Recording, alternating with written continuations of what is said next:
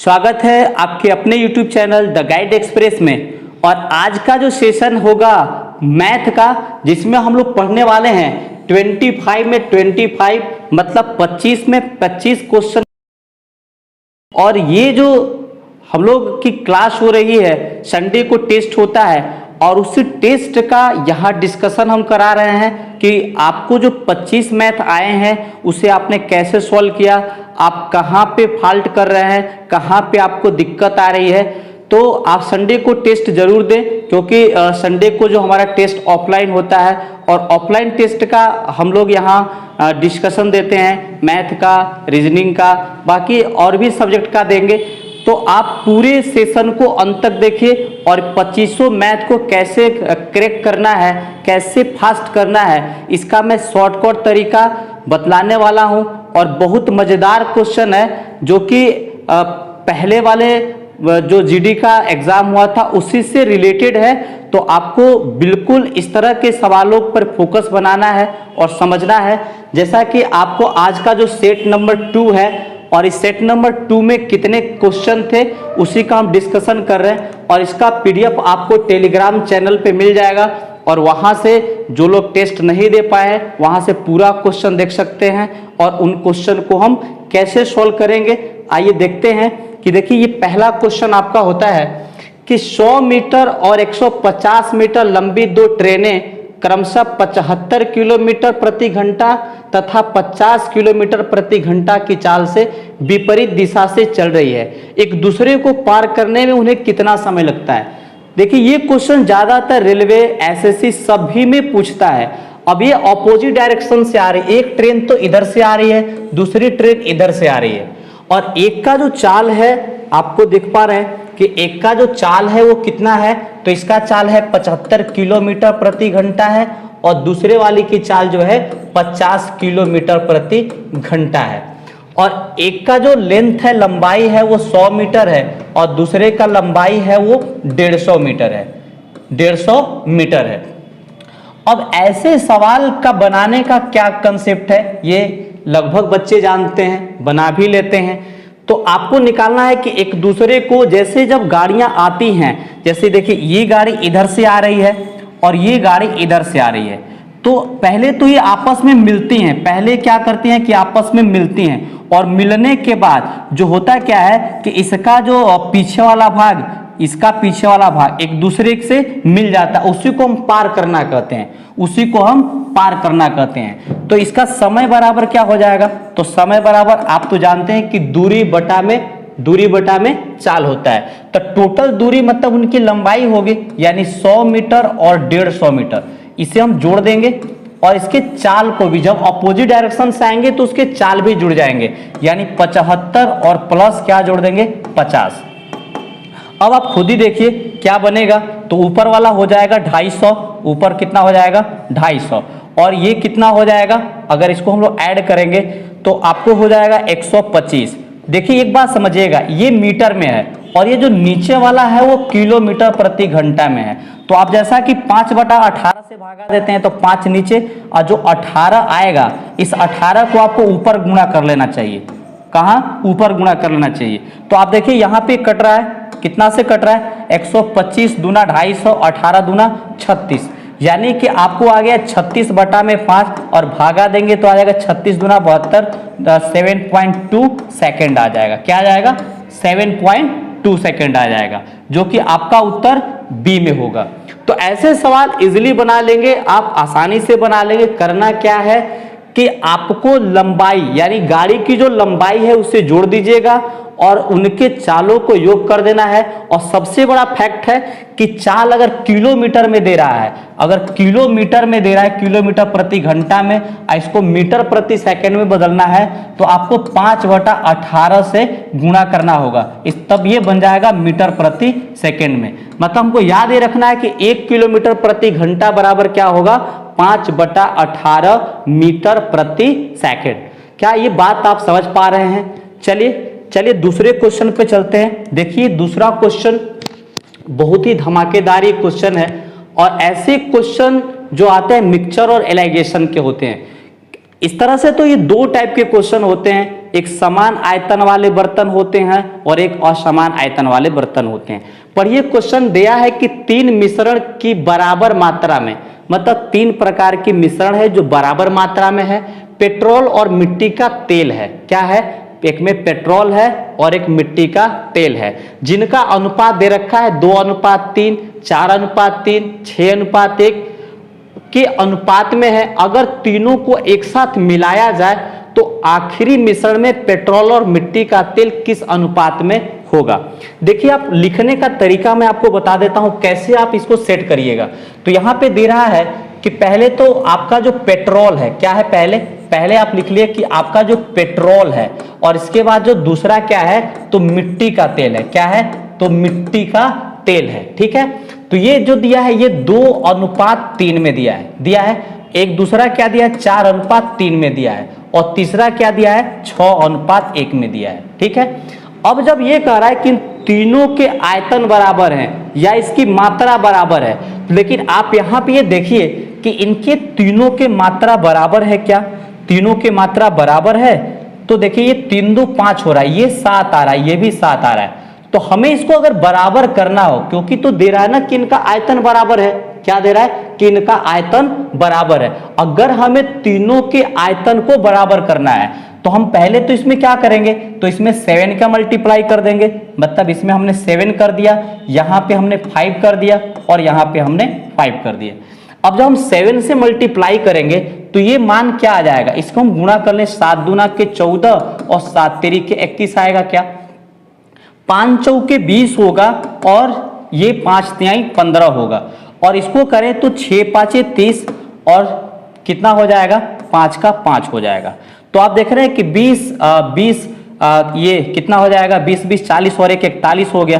क्या 41 आपको सेकंड वाला मिल रहा है? अगर सेकंड वाला मिल रहा है इसका मतलब पहला वाला 64 होगा, क्योंकि किसी ऑप्शन में ऐसा नहीं है। पहले वाला भी जोड़ के ऐसा देख सकते हैं, 4 3 2 5 1 6, तो ये 64 हुआ, यानी 64:41। अगर हम तीनों को एक साथ मिला देंगे और मिलाने के बाद जो बड़े आयतन जो बनेगा, यानी उसमें जो मिक्सचर होगा पेट्रोल और मिट्टी के तेल का, वह होगा 64:41 होगा।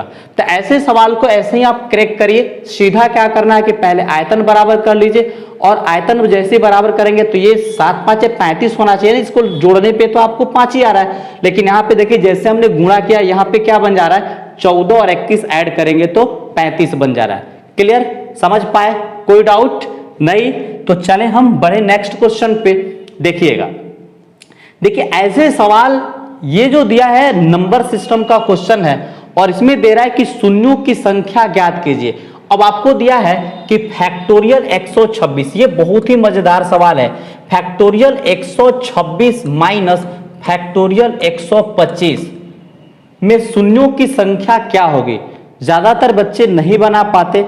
ऐसे ये सवाल अभी नया नया है, जो कि अभी एनटीपीसी में ये सवाल पूछा हुआ था। तो कहने का मतलब है कि आप ऐसे सवाल को कैसे बनाते हैं। पहले तो आप ये समझिए कि जब हम शून्य का निर्माण करते हैं, शून्य का निर्माण, तो शून्य का निर्माण करते हैं तो शून्य किससे मिलकर बना होता है? शून्य जो होता है 2 और 5, जब 2 और 5 आपस में गुणा होते हैं तो एक शून्य का निर्माण होता है। जब 2 और 5 आपस में गुणा होते हैं तो क्या बनता है, एक शून्य का निर्माण होता है। तो जैसे कि आप ऐसे पहले करना क्या है, आपको सॉल्व कैसे करेंगे, तो इसमें देख रहे हैं फैक्टोरियल का मतलब भी आप समझ रहे हैं कि फैक्टोरियल एन का क्या मतलब होगा। तो 1 गुणे 2 गुणे 3 गुणे 4 गुणे, यानी इसका मतलब हुआ कि अगर ये जितनी नंबर है इसका वैल्यू उतना तक हमें लिखना पड़ेगा। कितना तक? अगर n है तो n तक लिखना पड़ेगा। अगर फैक्टोरियल 100 लिख दिया जाए, इसका मतलब होगा 1 गुणे 2 गुणे 3 गुणे 4, कहां तक होगा, ये आपको 100 तक गिनती होगी। तो आप जैसे कि इससे पहले भी क्वेश्चन आ जाता है कि 1 से 100 तक की गिनती के गुणनफल में दाईं से शून्यों की संख्या क्या होगी। तो क्या ऐसे सवाल ही होंगे? मतलब अगर फैक्टोरियल 100 लिख दें, इसका मतलब 1 से लेकर 100 तक का गिनती हुआ। क्लियर। तो अगर 1 से लेके 100 तक का गिनती हुआ तो यही तो बात इसमें भी दिया है कि अगर 126 फैक्टोरियल में है, इसका मतलब हुआ कि 1 से लेकर के अगर हम कहें कि फैक्टोरियल 126 है, इसका क्या सेंस हुआ, 1 गुणे 2 गुणे 3 ये कहां तक होगा, तो 126 तक होगा। कहां तक होगा, तो 126 तक होगा। होगा क्या, यहां थोड़ा सा इसको हम बोल्ड कर दिए, तो यहां जो देख रहे हैं कि कहां तक होगा, 126 तक होगा। अगर भाई साहब ये आप बताएंगे कि अगर हम इसमें 125 फैक्टोरियल का 125 हमने कॉमन ले लिया, फैक्टोरियल 125 अगर हम कॉमन ले लें तो यहां क्या बचेगा, यहां पर क्या बचेगा, तो क्या यहां पे 126 बचेगा क्या। देखिए मैं ये कह रहा हूं, मान लीजिए कि ये 1 से 26 तक पूरी गिनती है, तो अगर हम 1 से 25 तक निकाल लेंगे, 1 से 25 तक निकाल लेंगे जिसको हम एक फैक्टोरियल 125 करें, तो लास्ट वाली गिनती बचेगी और यहां क्या बचेगा, तो यहां 1 बचेगा। ऐसा बचेगा क्या, बचेगा ऐसा। अब आप ये देखिए कि 125 फैक्टोरियल में हुआ और यहां पे घटाएंगे तो क्या आया, 125 आया। आया क्या। अब इसका टेक्निक क्या है, अगर आपको 0 निकालना है तो आप क्या करिए कि 5 की संख्या निकालिएगा। क्या करिएगा, 5 की संख्या निकालिएगा। तो अगर 5 से भागा देंगे तो ये 25, 5 125, फिर 5 से भागा देंगे तो 50 25 और फिर से 5 से देंगे तो 1 आएगा। अब आप देखिए कि इनके जो भागफल आए हैं, ये जो भागफल आए, 3 गो भागफल आए, तीनों को हम जोड़ेंगे तो कितना आ जाएगा, तो ये आ जाएगा 31, आ जाएगा 31। और हम ये पूछे कि ये बताइए कि 125 में कितने 5 आएंगे, तो आप बोलेंगे 5 की संख्या 3 गो होगी। अब आप 5 की संख्या 3 और यहां पर जो है 5 की संख्या है वो कितनी नजर आ रही है आपको, यहां पे 5 की संख्या 31 आ रही, 31 और 3 ऐड कर देंगे तो क्या हो जाएगा, 34 हो जाएगा। कितना आ जाएगा, 34। मतलब कि इसमें 5 की संख्या कितनी आएगी, 34 आएगी। और 2 की संख्या निकालने होते हैं जो 34 से भी ज्यादा होगा। क्या होगा, 34 से भी ज्यादा होगा। ऐसा क्यों होगा, क्योंकि आप ऐसे ही जानिए ना कि अगर 1 से लेकर 100 तक खाली गिनती लिख दें तब 50 गो तो सम संख्या आएगा, और 50 गो सम संख्या है तो 50 गो तो 2 ऐसे ही दिख रहा है। तो कहने का मतलब ये समझिए कि 2 की संख्या अधिक होगी। तो इस प्रकार से सवाल का जो आंसर होगा वो कितना होगा, 34 होगा, 34 होगा। बात समझ पा रहे।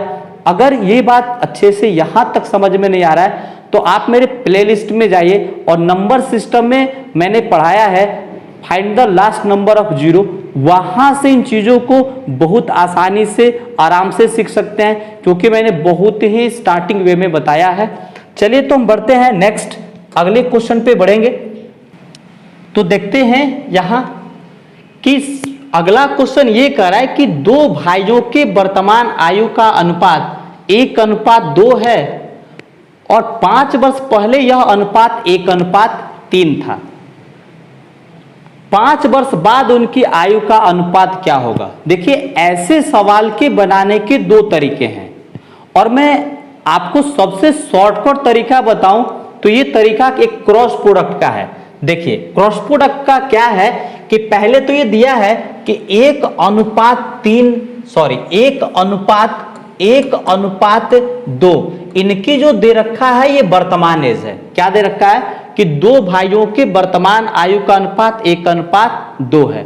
अब कहा कि 5 वर्ष पहले, मतलब इनमें 5 घटा होगा तो ये आया क्या, 1:3 आया, जैसा कि यहां दे रखा है 1:3 आया।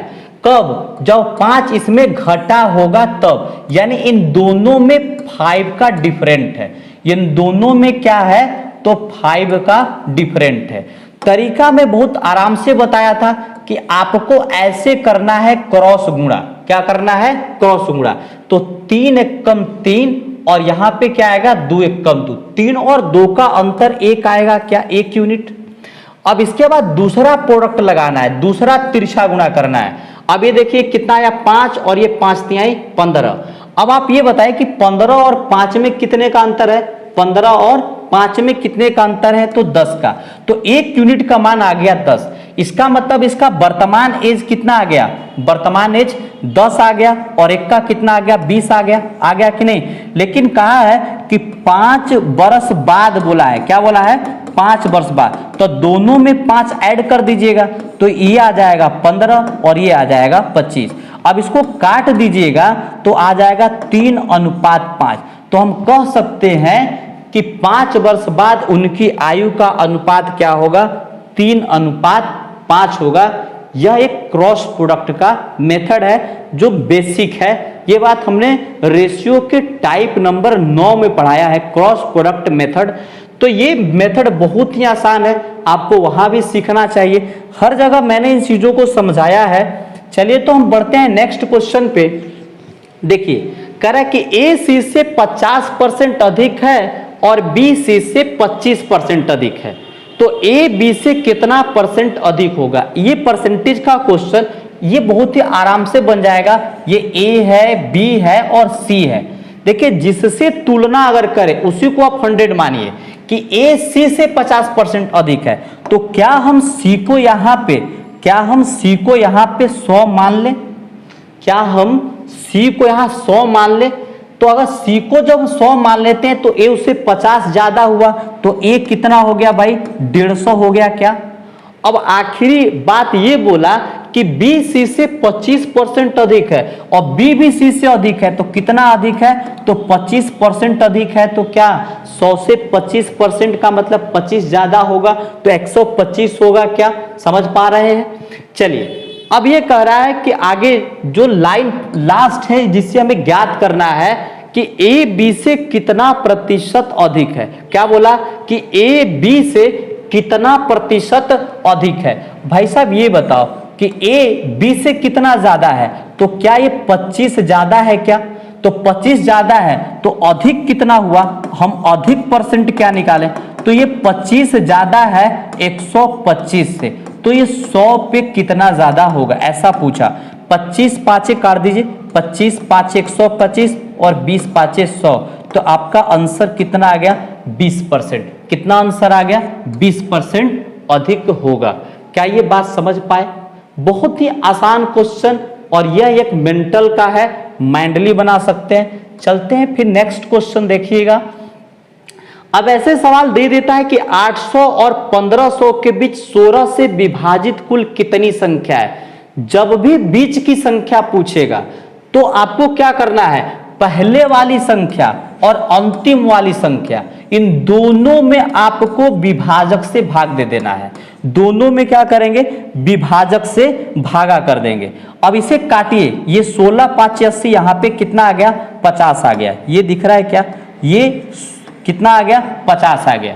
अब इसको आप 16 से काटिए, 16 9 144, 9 आ गया 144। अगर हम करेंगे तो 6 यानी 6 आ जाएगा। अब फिर 16 तिया जाएगा क्योंकि 16 चौके 64 हो जाएगा, तो ये 3 बार में जाएगा। ठीक है, देख पा रहे हैं, यानी 16 9 144 बचा 6 यानी 60 हो गया, तो 16 तिया 48 ही जाएगा। तो जो भागफल आएगा हम केवल भागफल लिख देंगे। क्या, भागफल लिख देंगे। अब ये बताइए कि इनका डिफरेंट कितना आया, इसका डिफरेंट 43 आया क्या, मतलब इस सवाल का आंसर कितना होगा, 43 होगा। यानी ये बतला रहा है कि 800 और 1500 के बीच 16 से विभाजित कुल कितनी संख्याएं होगी, तो 43 होगी। समझ पाए, कोई डाउट नहीं होगी। चलिए तो हम बढ़े नेक्स्ट क्वेश्चन पे देखेंगे। देखिए ये घातांक करने के क्वेश्चन है, यहाँ पे कह रहा है कि 3 प्लस, तो आप करिए क्या, सॉल्व कैसे करिएगा। यहाँ देखिए ये 3 प्लस 1/√3 प्लस 1/√3 प्लस 3। अब मैं एक थोड़ा सा चेंज कर रहा हूं, क्या इसको हम माइनस कॉमन ले लेंगे। यहां पे अगर हम माइनस कॉमन ले लेंगे तो क्या ये उलट जाएगा, क्या उलट जाएगा, मतलब ये क्या हो जाएगा, ये 3 -√3 हो जाएगा। अब आप ऐसे सोचिए कि मैं केवल अभी इसे हल करूं, केवल इसे हल करूं, तो हम इसे उतार लेते हैं। 3 प्लस 1/√3 प्लस, अब यहां देखिए ये क्रॉस गुणा कर लीजिएगा, 3 -√3 माइनस, अब ऐसे गुणा करिएगा तो यहां पे आ जाएगा √3 -3, और बटा में देखिए ये प्लस बी और ए माइनस बी होगा, तो आपको ये 3 का वर्ग माइनस रूट 3 का वर्ग मिलेगा। मिलेगा क्या ऐसा? बहुत ही आसान से समझिएगा। देखिए अब इसे हम काट देते हैं, यहाँ ये खत्म हो जाएगा, क्या कट जाएगा। तो अब ये बताइए कि 3 प्लस 1 बटा में ये रूट 3 आ गया। अब समझिए आगे कि यहाँ पे तो अब माइनस माइनस है, तो इसलिए हम डायरेक्ट यहाँ पे माइनस कर लेते हैं, क्योंकि माइनस माइनस जुड़ जाता है, तो आ जाएगा 2 रूट 3 आ जाएगा। और यहाँ पे देखिए कि ये 9, ये कितना हो जाएगा 9, और 9 में से 3 जाएगा तो कितना आ जाएगा 6 आ जाएगा। अब इसे आप काट सकते हैं, इसे काट दीजिएगा तो 3 बार में कट जाएगा। अब ये बात समझिएगा, एक लाइन और, 3 प्लस 1 बटा रूट 3 माइनस, अब देखिए इसको हम परिमेयकरण करें। परिमेयकरण क्यों कर रहे हैं? क्योंकि आपको ये बतलाना थोड़ा सा आसान नहीं लग रहा है कि ये दोनों सेम है, इसलिए मैं आपको सेम करके दिखा रहा हूं। अगर मैं यहाँ पे रूट 3 से गुणा करूं, यहाँ भी रूट 3 से गुणा करूं, तो देखिए ये कितना हो जाएगा, ये रूट 3 और ये रूट 3, ये 3 आ जाएगा और 3 से 3 कट जाएगा, तो क्या ऐसा आएगा क्या? अब आप ये देखिए कि दोनों बराबर हैं, ये दोनों बराबर है तो खत्म हो गया। तो इस सवाल का आंसर कितना आएगा? 3 आएगा क्या? इस सवाल का आंसर 3 आएगा। यही सवाल का आंसर जो कि बी होगा। समझ पा रहे हैं? कोई डाउट? देखिए मैंने थोड़ा सा चेंज किया यहाँ पे, क्योंकि जब ऐसे जोड़ घटाव करना आसान होता है, जैसे a प्लस बी हो और माइनस a माइनस बी हो, इस फॉर्दर में जोड़ घटाव करना आसान होता है, क्योंकि ऐसे आप क्रॉस गुणा कर लीजिएगा, क्रॉस गुणा करिएगा तो ये इधर आ जाएगा और ये वाला उधर जाएगा, तो ये माइनस ना है और गुणा होगा तो ये दोनों माइनस हो जाता है, दोनों माइनस होता है, और नीचे क्या हो जाएगा a square minus B square हो जाएगा।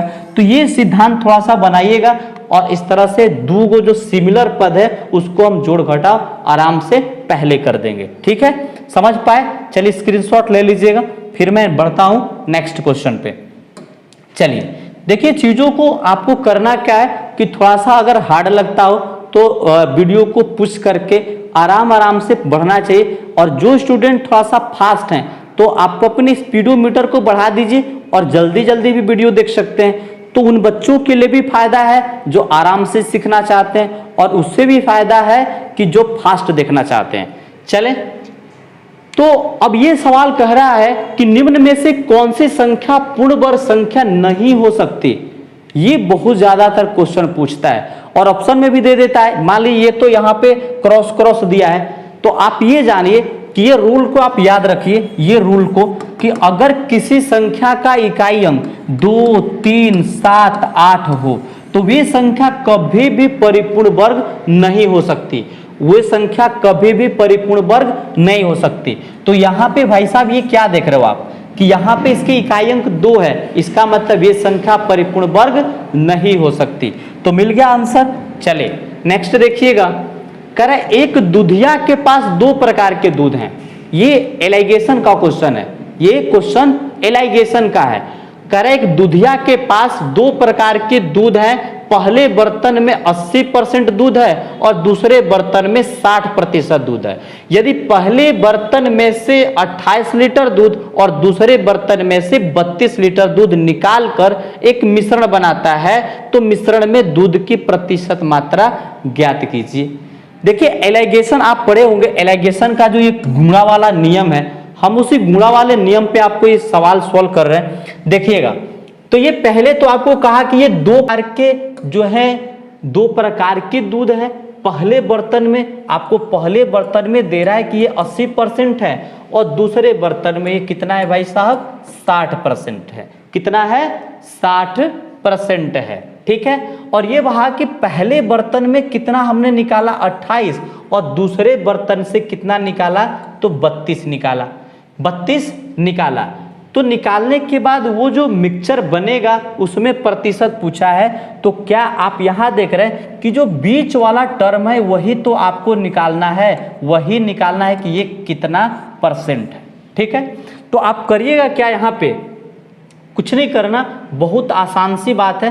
पहले देखो ये जो अनुपात ऊपर होता है वही अनुपात नीचे होता है। तो आपको करने क्या है कि देखिए जो बीच वाला वैल्यू होता है, जो बीच का मान होता है वह दोनों ही मान के बीच का मान होता है। मतलब कि ना तो दोनों से ही बड़ा होगा और ना ही दोनों से छोटा होगा। तो आपको क्या करना पड़ेगा, करना ये पड़ेगा कि एक दूसरे से घटाना होगा, तो दोनों में कौन बड़ा है, 80 बड़ा है, तो यहाँ पे लिखिएगा 80 माइनस यक्स, और यहाँ पे क्या हो जाएगा, तो x माइनस का 60 होगा, x माइनस का 60 होगा, जो कि इनकी मात्रा के, ये जो आया वो मात्रा का अनुपात आया, क्या आया, मात्रा का अनुपात आया। ठीक है, अब हमें करना क्या है कि इनके मात्रा यहां लिख लेते हैं, इनकी जो मात्रा का अनुपात है वो तो बराबर है, कितना है, तो 28 अनुपात क्या है, 32 है। ठीक है, अब आप इसको ऐसे भी लिख सकते हैं कि x माइनस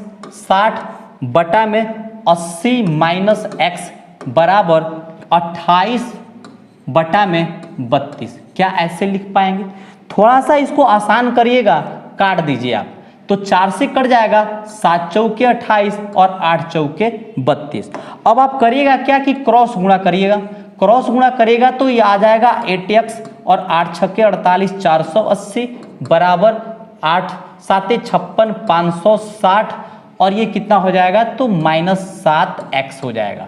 अब ये जोड़ेंगे इस पार तो कितना हो जाएगा, ये 15x हो जाएगा, कितना हो जाएगा, 15x हो जाएगा, ये उस पार जाके ऐड हो जाएगा, तो 0 8 6 14 के 4 और 5 4 9 1 10 हो जाएगा, होगा क्या ऐसा। चलिए, तो इसलिए आपका x का वैल्यू यहाँ पे निकल जाएगा 10 40 बटा में 15 है। अब काटेंगे तो यहाँ पे क बार में कटेगा, तो 15 छक्के 90, कितना कटेगा, 15 छक्के 90 आया। अब कितना बचा भाई साहब, कितना बचा, तो 14 बचा, तो 15 9 35 से, इसके बाद बचा 5, 15 3 45, यानी ये 3% आया, और यही सवाल का आंसर होगा। समझ पा रहे हैं, देखिए ये मिक्सचर का सवाल जरूर है, लेकिन थोड़ा सा कैलकुलेशन के सवाल भी हैं। ठीक है, तो चलिए आप इस सवाल के देख लीजिए कि ऑप्शन कौन सा था, तो पहला ऑप्शन था, कौन सा था, तो पहला ऑप्शन था। यहाँ उत्तर भी लिख लीजिए, और मैं अभी इस सवाल को हटाता हूँ, आप स्क्रीनशॉट ले लेंगे। ठीक है, चलिए तो फिर आपको मैं दिखलाता हूँ कि ये सवाल जो था क्या था। देखिए यही सवाल का आंसर था 69.33%। चलिए तो फिर बढ़ते हैं हम लोग नेक्स्ट क्वेश्चन पे। कहा एक विक्रेता अपने माल पर अंकित मूल्य लागत मूल्य से क्या करता है, 20% अधिक अंकित करता है और अपने ग्राहकों को 10% की छूट देता है, तो उसका लाभ प्रतिशत क्या होगा। मतलब ये कह रहा है कि कोई दुकानदार है और अंकित मूल्य अपने माल पर क्या करता है, लागत मूल्य से, यानी सीपीयू सवाल का अगर 100 है, 100 रुपया में खरीदा, तो उस पर मार्केट प्राइस क्या बनाया, मतलब अंकित कितना किया, तो 20% बढ़ा दिया, तो 120, और इसको सेल कितना में किया, सेल कितना में किया, तो कह रहा है कि 10% छूट देता है, तो 10% का इसका 10% निकालिएगा तो कितना आ जाएगा, 10% आप निकालेगा तो 12, तो 12 रुपया छोड़ दिया, तो कितना में सेल किया, तो 108 रुपया में। अब बताइए कि 100 रुपया के सामान को फिर भी वो 108 रुपया में सेल कर रहा है, तो क्या 8% का लाभ हुआ क्या, तो इस सवाल का आंसर क्या आ जाएगा, 8%। ऐसे भी बना सकते हैं, ऐसे भी बना सकते हैं, x plus X Y by 100, इस फॉर्मूला पर भी आप इसे बना सकते हैं, ये भी है लाभ परसेंट बराबर, इस पर भी निकल जाएगा। अब देखिए अधिक करता है तो ये 20 अधिक किया और इसके बाद 10 छूट देता है, तो माइनस लिखिएगा, प्लस माइनस माइनस 20 गुणे 10 बटा में हो जाएगा 100। अब इसे क्रॉस काट लीजिए, जो जो कट रहा है कट गया, यहाँ पे ये कितना आ गया भाई, तो 10 आ गया, ये माइनस का 2, और यहाँ पे कितना आ गया, तो 8%। तो ऐसे भी इसे सॉल्व किया जा सकता है, इस प्रकार से भी आप इसे सॉल्व कर सकते हैं। चलें फिर नेक्स्ट क्वेश्चन देखते हैं। देखिए कह रहा है कि एक परीक्षा में 80% लड़के अंग्रेजी में पास हुए और 85% गणित में पास हुए, जबकि 75% लड़के दोनों विषयों में पास हुए। यदि 45 लड़के दोनों विषयों में फेल हुए हों तो परीक्षा में बैठे लड़कों की कुल संख्या क्या होगी। अब ऐसे सवाल को शॉर्टकट बनाना है, फास्ट बनाना है, तो क्या तरीका है कि देखिए सिंगल वाला सब्जेक्ट को जोड़ दीजिएगा, सिंगल सब्जेक्ट को जोड़ दीजिएगा, तो टोटल आपको पास आ जाएगा, क्या आ जाएगा, टोटल पास आपको आ जाएगा। कैसे करिएगा, तो सिंगल को जोड़ देना है। चलिए सिंगल को हम जोड़ रहे हैं, तो 80 जोड़ देंगे और प्लस क्या जोड़ेंगे, 85, और जो कॉमन है, जैसे दोनों विषयों में यहाँ पे कह रहा है ना कि कितना हुए, दोनों विषयों में 75% पास हुए, तो इसे 75 आपको घटा देना है। ठीक है, अब आप घटाएंगे तो कितना आ जाएगा, ये 75 घटा 10 यानी कि 90 आ जाएगा, यानी 90% टोटल पास हैं। तो आप बताइए कि फेल कितने हैं, फेल कितने हैं, तो 100 ही तो होते हैं, और 100 में से 90 घट गए तो कितने आ गए, तो 10, यानी कि 10% क्या है, फेल हैं, 10% फेल हैं। अब आपको यहाँ पे दिया है कि 45 लड़के दोनों विषयों में फेल हैं, यानी जो 10% है वो 45 के बराबर है।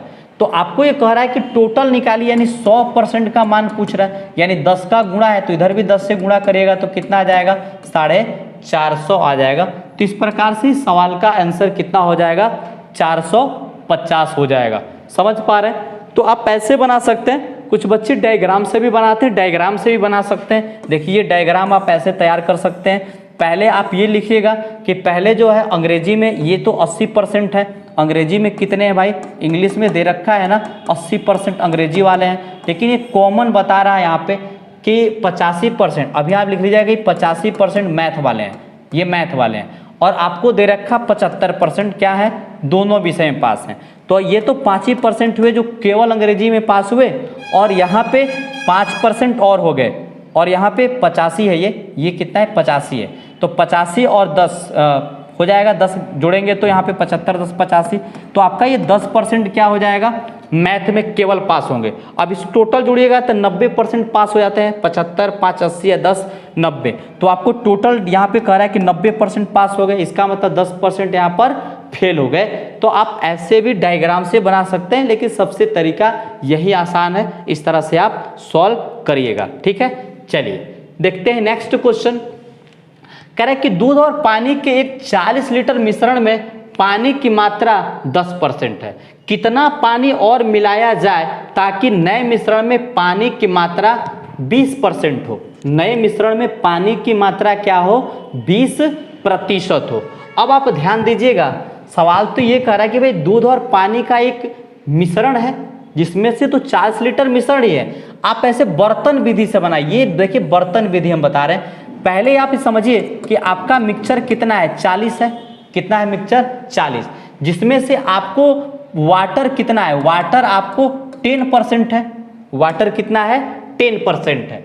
वाटर अगर 10% है तो आपका मिल्क कितना होगा, 90%, 90% क्या हो जाएगा, मिल्क होगा। अब कह रहा है कितना पानी और मिलाया जाए कि नए मिश्रण में पानी 20% हो जाए, मतलब आपका जो वाटर है वो कितना हो जाएगा 20%, और मिल्क यहाँ पे अब कितना हो जाएगा 80%। तो अब बताइए कि आपका जो नया मिक्सचर होगा वो 40 प्लस यक्स, क्यों, क्योंकि यक्स क्या है, तो मिलाई गई पानी की मात्रा, क्या है, पानी की मात्रा है। हम ऐसे समझा रहे हैं आपको कि पहले एक बर्तन समझिए, एक बर्तन में आप ये समझिए कि 10% वाटर है और 90% क्या है, 90% क्या है, मिल्क है।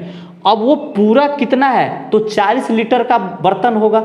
अब 40 लीटर में ये इसके मिश्रण है, अब कह रहा है कि इसमें से कुछ पानी डाला तो क्या वो 40 से रह जाएगा, अगर उसमें 40 पहले से है, अगर कुछ भी नया ऐड करता है, अगर 10 ही ऐड करता है, 10 ही जब ऐड करेगा तो क्या हो जाएगा 50 हो जाएगा, वही बात कह रहा है। तो हमने नहीं जानकारी ना कि कितना है, तो हमने मान लिया यहाँ पे यक्स होगा। तो अगर यक्स पानी है, यक्स क्या है, पानी है, तो अब देखिए कि दोनों में समानता क्या है, दोनों में क्या समानता है, तो दोनों में देख रहे हैं कि भाई अगर पानी मिलाया तो पानी बड़ा होगा, दूध तो दोनों में बराबर है। तो हम क्या करते हैं कि पहले वाला में दूध कितना है, तो 40 का 90% पहले वाला में है, और यहाँ पे 40 प्लस यक्स में दूध कितना है, तो 80% है। यही बात को आपको बराबर करना है। देखिए 0 से 0 कट गया, ये 9 चौके 36 360 आ गया, अभी 8 चौके 32 प्लस कितना आ गया जी, तो 8x आ गया क्या। अब आप यहाँ से घटाएंगे, यहाँ से आप घटाएंगे तो 8x बराबर कितना आ जाएगा, 40 आ जाएगा, इसमें से घटेगा तो अब x का मान कितना आ गया, तो 5, x का मान कितना आ जाएगा 5। तो ये एक बेसिक तरीका है, ऐसे भी बना सकते हैं, लेकिन इसके ट्रिक क्या है, इसके शॉर्टकट तरीका क्या है, तो ट्रिक क्या है, तो देखिए पानी की मात्रा, पानी की मात्रा आपको निकालना है, तो करिएगा क्या कि पहले टोटल मिक्सचर आप लिखिएगा, टोटल मिक्सचर कितना है तो 40। अब ये प्रतिशत अंतर कितने का है, ये दोनों प्रतिशत का अंतर कितने का है तो 10 का, तो 10 लिखिएगा। और इसके बाद टोटल तो 100 होगा, और 100 में क्या है, अगर 20% पानी है, इसका मतलब हुआ कि आप इसमें से 20 घटा देंगे तो 80% क्या बच जाएगा, क्या बच जाएगा, तो दूध बच जाएगा। देखिए मैं ये बता रहा हूँ तरीका क्या है, शॉर्टकट समझिएगा कि पहले ऊपर आपको प्रतिशत अंतर लिखना है और फिर 100 में से बाद वाला प्रतिशत घटा देना है। तो आपको ऊपर क्या मिला, 40 × 10 और बटा में 80 मिला। अब इसे काट दीजिएगा, 0 से 0, 8 5 40, तो इस तरह से भी आ जाएगा 5 लीटर। तो आप इसे याद रखिएगा कि पहले पूरा मिक्सचर, फिर प्रतिशत अंतर, और 100 पूरा टोटल मान लेते हैं कि टोटल मिक्सचर 100 है, अगर उसमें से 20 हम पानी है तो बाकी दूध कितना बचा होगा, कितना बचा होगा, तो 20 घटाने के बाद 80 बचा होगा। तो हम जो ये लिखते हैं वह दूध लिखते हैं कि दूध अब कितना बचा है। ठीक है, चलिए तो इस तरीके का भी इस्तेमाल आप कर सकते हैं। चलिए क्वेश्चन नंबर नेक्स्ट देखेंगे। अब ऐसे सवाल अगर पूछे आपको तो कुछ नहीं करना है, आप पहले ये देखिए कि गिनिए कि ये कौगो 7 है, तो 7 कितना है, तो आपको क्या मिला 4। तो आप इसको दूपे घात यन वाला फॉर्मूला है कि दूपे घात यानी जो 7 लिखिए 4 है, इसका मान कितना आ जाएगा 16 आ जाएगा, इसका मान कितना आ जाएगा 16 आ जाएगा। तो जब आंसर आपको करना है तो जो बेस है मतलब जो रिपीट कर रहा है 7 लिखिए और ये 16 है तो 1 घटा दीजिएगा, 1 किससे कम करिएगा, 1 करिएगा कम तो कितना आ जाएगा 15, तो इसके पावर में 15 बटा में क्या लिख दीजिएगा 16 लिख दीजिएगा। यही सवाल का आंसर होगा। समझ पाए मैंने क्या कहा, मैंने कहा कि पहले देखिए कौगो मान है, कौगो 7 है, तो आपको 7 की संख्या 4 दिख रही, तो 7 अगर 4 है तो इसका मतलब हुआ कि 2 का 4 बार करिएगा तो कितना आ जाएगा 16। अब बात यह है अंश हर का, तो जो आपका अंश होगा वह 16 से 1 कम होगा, यानी 15 बटा में 16 होगा, ऐसे डायरेक्ट।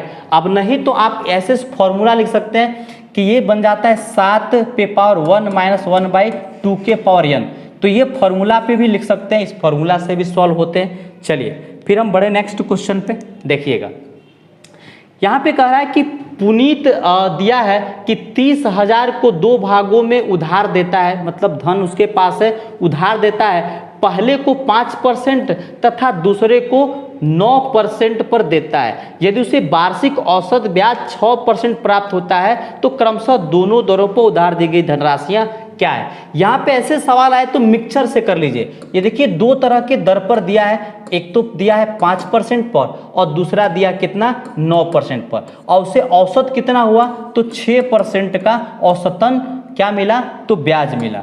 ठीक है, अब आप करिएगा क्या यहाँ पे कि घटाइएगा तो यहाँ 3 आ जाएगा और यहाँ कितना आ जाएगा तो 1 आएगा। यानी आप ये कह सकते हैं कि चूंकि 4 यूनिट का मान ही तो है कितना 30,000, 4 यूनिट का मान कितना है 30,000, तो 1 यूनिट का मान कितना आ जाएगा 7500 आ जाएगा, यानी 1 यूनिट का मान 7500 आ जाएगा।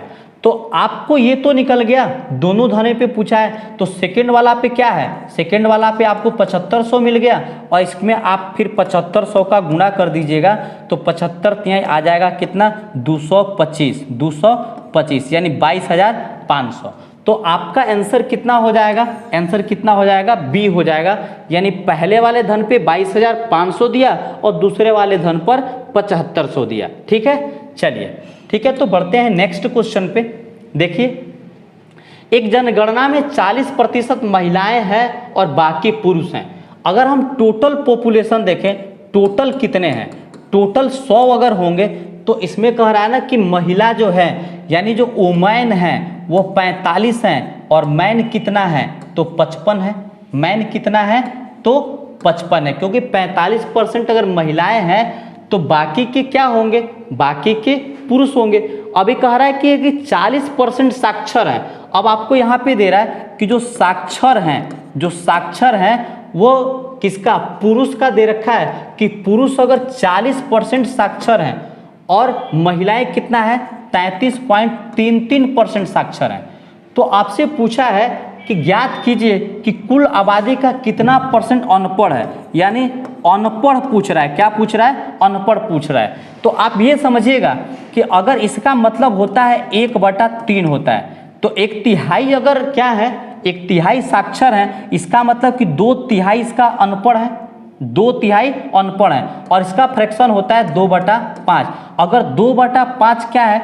आदमी, यानी जो मैन है 2/5 साक्षर है, तो इसका मतलब हुआ कि 3/5 क्या है? अनपढ़ है। अब यही मान आप निकाल लीजिएगा, तो इसको 3 से काटिए, इसको 3 से काटेगा तो 15 × 45, 15 दूना 30, ये 30 को हो जाएंगे, और इसको काटेगा तो 11, 11 × 33, ये कितना हो जाएगा भाई?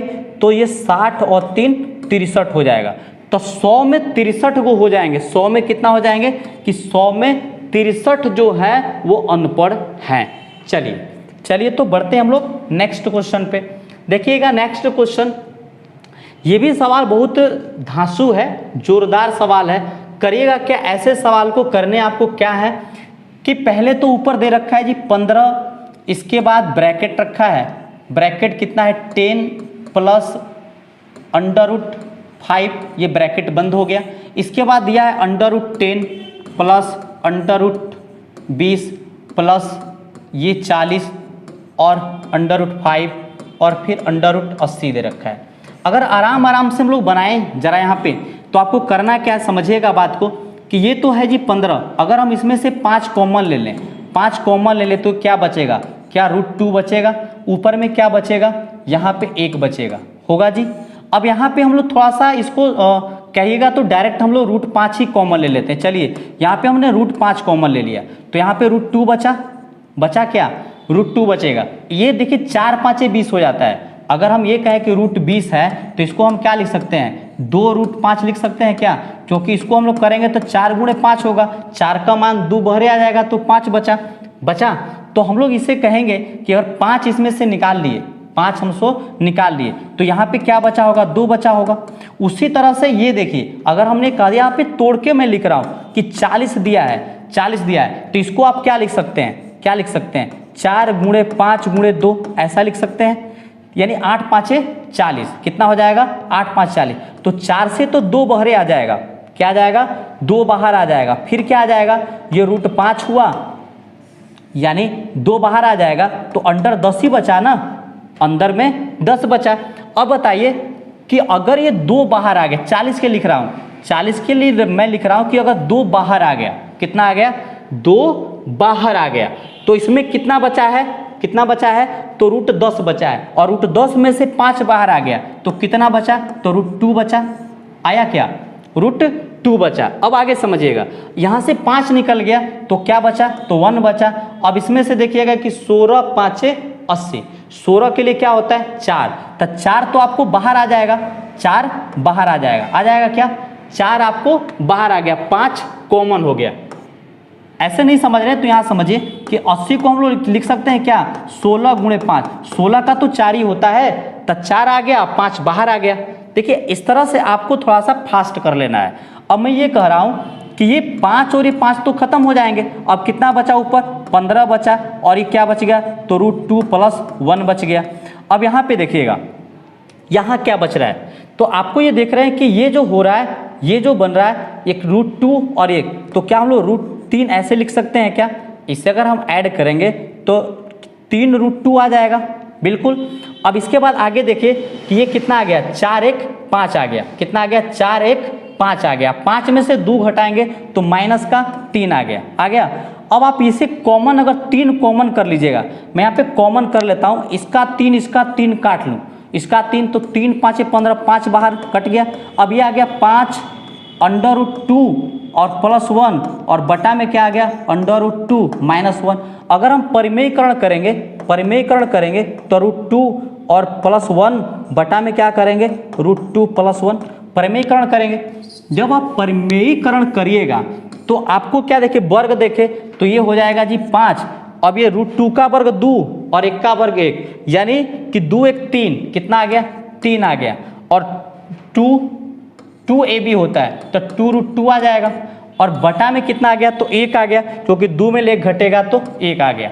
तो इस सवाल का आंसर देख लीजिए कि कौन सा है। तो देखिए यहाँ पे बन रहा है क्या, यहाँ पे बन रहा है कि 5 × 3 + 2√2। तो ये सवाल का जो आंसर होगा वो सी होगा। समझ पा रहे हैं, थोड़ा सा कैलकुलेशन है और कोई बड़ी बात नहीं है। चलिए चलते हैं नेक्स्ट क्वेश्चन पे। कह रहा है कि वह छोटी से छोटी वर्ग संख्या ज्ञात करे जो इनसे भाग दे तो पूरी तरह से विभाज्य। देखिए आपको एक लॉजिक तो आप पहले भी जानते होंगे कि मैंने कहा था कि जिस संख्या का इकाई अंक, क्या, जिस संख्या का इकाई अंक पहले तो वो 2, 3, 7, 8 हो तो वो परिपूर्ण वर्ग नहीं होता। 2, 3 क्या, 2, 3, 7, 8। तो ये 2 और 3 और 7 और 8, तो आप यहां से देख रहे हैं कि ये भी 2 मिल रहा है, यहां भी 2 मिल रहा है और यहां 8 मिल रहा है।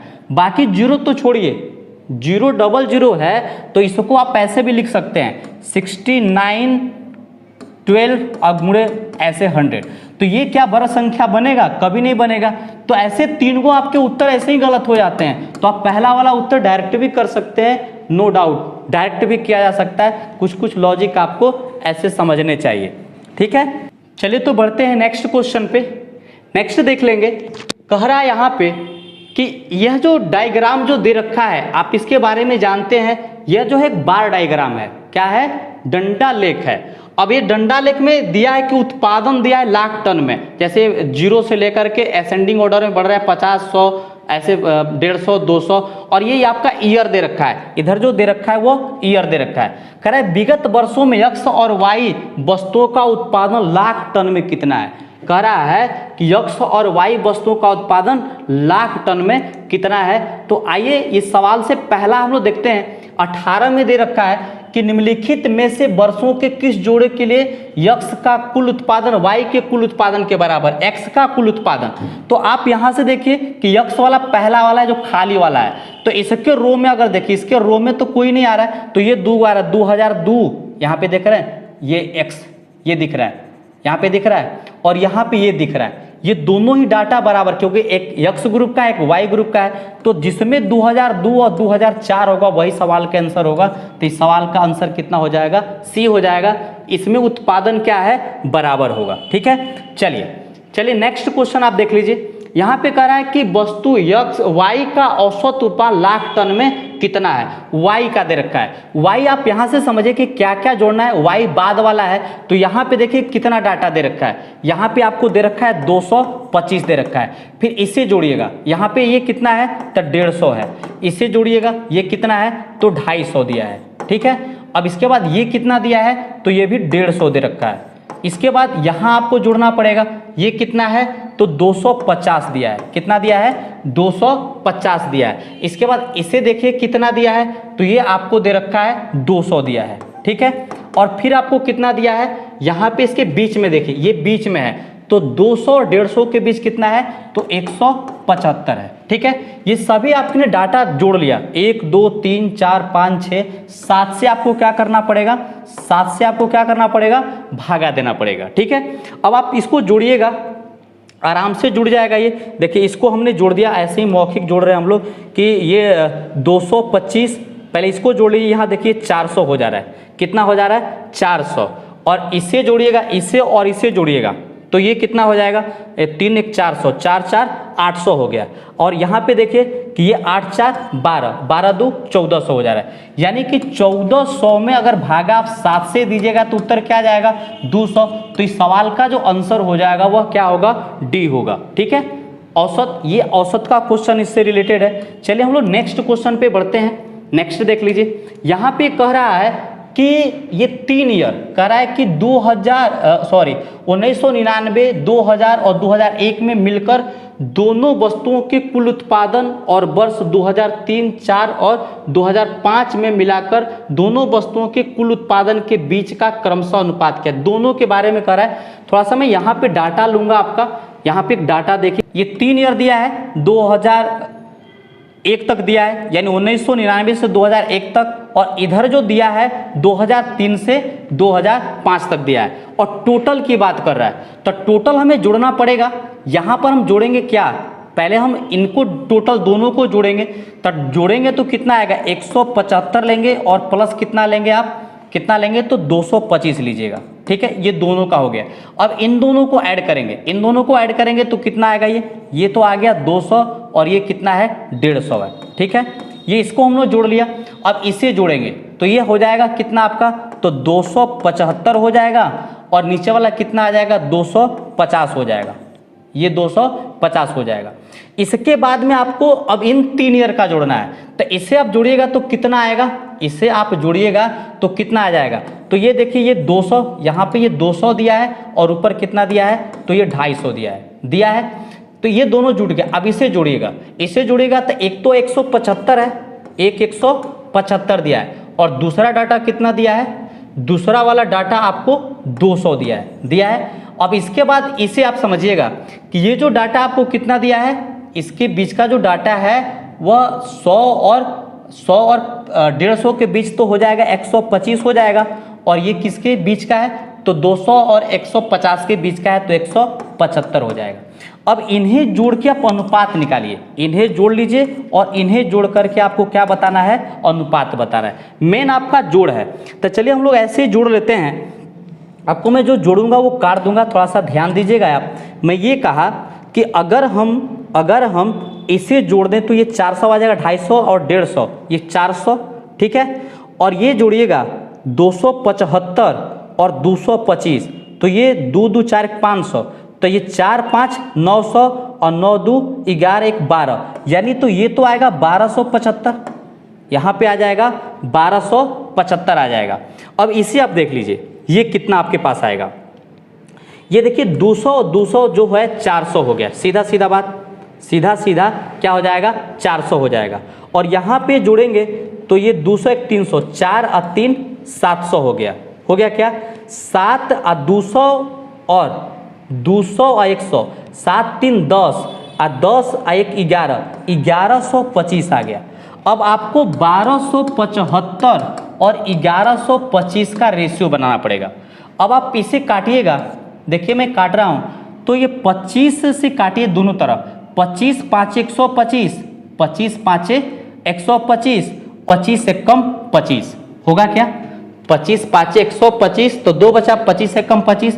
अब ये हुआ 25 चौके 100, कितना आ गया 25 चौके 100 और 25 चौके 100 तो बचा 12, 25 5 125, यानी 51। अगर काटेंगे तो 17 या 51 और 15 या 45, यानी सवाल का जो आंसर आएगा 17:15 होगा, यही सवाल का आंसर होगा। तो आप इस सवाल का आंसर ऑप्शन में जो दिया है 17:15 यही सवाल का आंसर होगा। चलिए तो फिर नेक्स्ट क्वेश्चन पे हम लोग बढ़ेंगे और नेक्स्ट क्वेश्चन देखते हैं कि ऐसे सवाल को हम आसानी से कैसे सोल्व कर सकते हैं। बहुत ही लाजवाब सवाल है। पहले आपको अंदर से करके आना है। कहां से करके आना है, अंदर से। तो मैं आपको एक फॉर्मूला बताया था, याद होगा कि मैंने कहा था कि अगर कोई भी संख्या इस फॉर्म में दे रखा हो, इस फॉर्म में, तो आप इसका डायरेक्ट उत्तर लिख सकते हैं √a और प्लस √b। इस सूत्र का हमने पहले वाले टेस्ट में भी प्रयोग बताया था, लेकिन वहां पे क्वेश्चन छोटा था, यहाँ पे क्वेश्चन बड़ा है। तो आपको मैं अलग अलग निकालूं, मैं ये कहूं कि आप पहले ये बताइए कि 7 + 4 √3 का क्या होगा। तो आप ये देखिए, ये बहुत ही थोड़ा सा हार्ड हो जाता है। 7 प्लस अगर हम यहाँ पे 2 छोड़ेंगे, 2 × 2, क्या छोड़ेंगे 2 × 2, तो 2 अंदर जाएगा तो कितना हो जाएगा, ये 2 √4 3 12, क्योंकि 2 अंदर जाएगा तो 4 बन के जाएगा तो ये 12 हो जाएगा। अब 4 3 12, 4 3 7, यानी √4 प्लस √3 आएगा, यानी 2 प्लस √3। तो पहले देखिए यही मुश्किल काम है, पहले इसे हमें समझना होगा। तो जब हम इसे निकाल लेंगे, यहाँ पर इसका मान निकाल लेंगे, तो आपको हम डायरेक्ट अब आ रहे हैं यहाँ पे सवाल पे समझिएगा कि ये तो दिया माइनस का √3 दिया, प्लस आगे क्या दे रखा है कि 3 प्लस अब 8, और इसका मान आपको मिल गया, क्या मिल गया, तो 2 प्लस √3 मिल गया, मिला। अब स्टेप बदल लीजिए आप यहाँ से, माइनस √3 प्लस, अब देखिए ये कितना हो गया जी, तो 8, यहाँ पे देखिए 8 दूना की 16, 3 जुटेगा तो 19 और प्लस 8 √3 हो गया। अब हमें इसे तोड़ना पड़ेगा, किसे तोड़ना पड़ेगा, तो आपको तोड़ना पड़ेगा कि 19, क्या तोड़ना पड़ेगा, 19 प्लस 8 √3 का वर्गमूल क्या होगा। 19 प्लस 8 रूट 3 का वर्गमूल कैसे निकलेगा। तो ये 2 गुणे 4 होगा, 4 अंदर जाएगा तो 16 हो जाएगा, 4 अंदर तो 16 तिया। अब यहाँ पे आपका मान आ जाएगा 48, तो 16 तिया 48, 16 3 19 हो रहा है, तो अंडर रूट 16 हो जाएगा और फिर 3 आ जाएगा, तो 4 प्लस अंडर रूट 3 आ जाएगा। इसका मान क्या आ जाएगा, 4 प्लस अंडर रूट 3 आ जाएगा। तो आपको अब यहाँ पे मिल गया, क्या मिल गया कि माइनस रूट 3 आप प्लस इसका मान आपको क्या मिला है, तो आपको ये मिला है 4 प्लस रूट 3। अब ये दोनों कट गया तो क्या बचा, 4 बचा। तो इस सवाल का आंसर क्या होगा, 2 होगा। थोड़ा सा सवाल बड़ा है, जब तक कि हमें ये नहीं करने आता तब तक ये मुश्किल काम है। मैंने ये कहा कि अगर देखिए ये सूत्र में कह रहा है ना कि यहाँ पे 2 रहना चाहिए, तो 2 अगर छोड़ेंगे तो 4 तो बचेगा, क्योंकि 4 दूना 8 होता है। अब 8 अंदर जाएगा तो वर्ग बन के जाएगा, तो अंदर जाएगा तो 16 हो जाएगा। अब पहले से 3 है तो 16 तिया 48, और 16 3 को हम जोड़ रहे हैं तो 19 आ रहा है। इसका मतलब हुआ रूट 16 प्लस रूट 3 इस सवाल का आंसर होगा। तो रूट 16 का मान 4 और फिर रूट 3, तो हम लोग इस मान को क्या लिखेंगे, 4 प्लस रूट 3 रखेंगे। चलिएगा नेक्स्ट क्वेश्चन पे।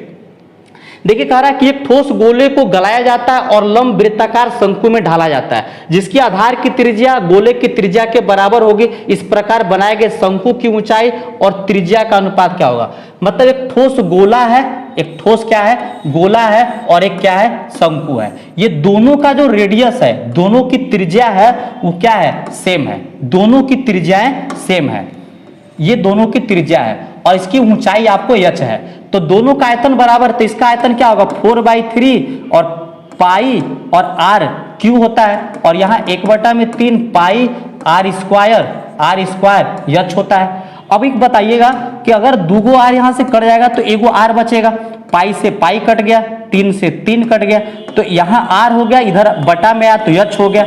अब उधर क्या हुआ, तो 1 और यहाँ पे 4 हुआ। तो आपसे पूछा क्या है कि ऊंचाई और त्रिज्या, तो पहले ऊंचाई h अनुपात r पूछा है, इसलिए 4:1 की सवाल का आंसर होगा, जो बहुत ही आसान सा सवाल के आयतन बराबर कर देने हैं। चलें फिर नेक्स्ट क्वेश्चन पे। चलिए देखिए नेक्स्ट, यहां पे सवाल ये कर रहा है कि व्यक्ति को 160 रुपया में 90 बाल बेचने पर 20% की हानि होती है, तो 96 रुपये में कितने बाल बेचे जाए कि 20% का लाभ होगा। तो आपको दर के हिसाब से लिखना है कि 160 रुपया में कितना बेच रहा है, 90 बाल। 160 रुपया में 90 बाल बेच रहा है तो 20% की हानि होती है, तो नीचे लिखिएगा पहला वाला हानि नीचे, और कितना 96 में कितने बेचे कि 20% का लाभ हो, तो 120 लिखिएगा। ठीक है, देखिए ये 0 से 0 कट गया, और ये 0 से 0 कट गया। अब 8 दूनी के 16 हो गया क्या। अब और भी काट लीजिए, आप और भी काट लीजिए, ये 3 से कट जाएगा, 4 तिहाई 12, और ये कितना 4 तिहाई 12, तो ये 3 तिरिके 9। आपको उत्तर क्या मिला, 8/3, यानी 8 रुपया में कितना बेचेगा, 8 रुपये में 3 बेचेगा। तब बोला कि 96 रुपया में कितना बोला, 96 इसको लिखना है। 96 रुपया में कितना मिलेगा, तो क बार में गुणा करेंगे, तब 12 से 12/96, इधर भी 12 से गुणा करें तो 12 तिहाई 36, मतलब 96 रुपये में इसको 36 बेचना पड़ेगा। 96 रुपये में कितना बेचना पड़ेगा, 36 बेचना पड़ेगा। तो आसानी से सॉल्व कर सकते हैं, कोई बहुत बड़ी बात नहीं है। ये धीरे धीरे सब क्लास में भी आपको पढ़ाया जा चुका है, कुछ बच्चे जो है पहले भी पढ़ चुके हैं, तो आराम से बन जाएगा। चलिए तो हम लोग बढ़ते हैं नेक्स्ट क्वेश्चन पे। देखिए कह रहा है कि 3 संख्या है, संख्या कितनी है, 3 संख्या है, और तीनों संख्याओं जो क्या है, 100 अभाज्य है, और 2 संख्याओं का गुणनफल। अगर ये कह रहा है कि इधर से अगर 2 को गुणा कर रहा है तो ये 551 आ रहा है, और इधर से 2 को गुणा कर रहा है तो 1000 क्या आ रहा है, 73 आ रहा है। ठीक है, तो ये कह रहा है कि दोनों, तो इसका आप फैक्टर करिएगा। क्या करिएगा, फैक्टर करिएगा।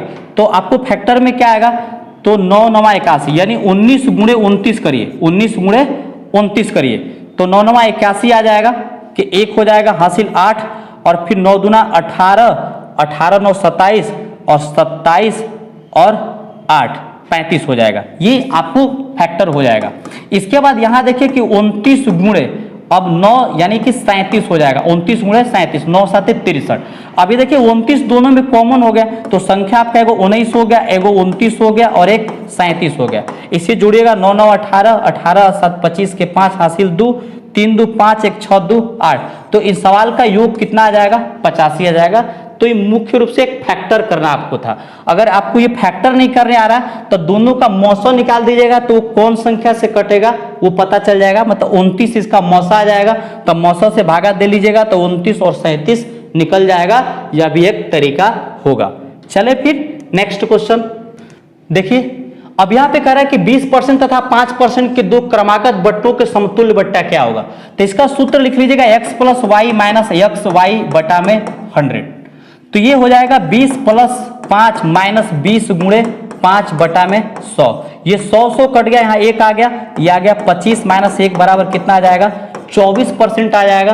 तो इसका एक समतुल्य बट्टा निकल जाएगा, कितना आ जाएगा? 24%। तो आशा करते हैं कि ये सेशन आपको अच्छा लगा होगा, आपने इसमें बहुत कुछ सीखा होगा। और फिर हम मिलेंगे आपको नेक्स्ट वीडियो में। तो अगर चैनल को आप सब्सक्राइब नहीं किए हैं तो चैनल को सब्सक्राइब कर लीजिए। पहला और दूसरा देखने के लिए टच करिए और वहां से आप दोनों वीडियो देख सकते हैं। आज के लिए इतना ही। जय हिंद।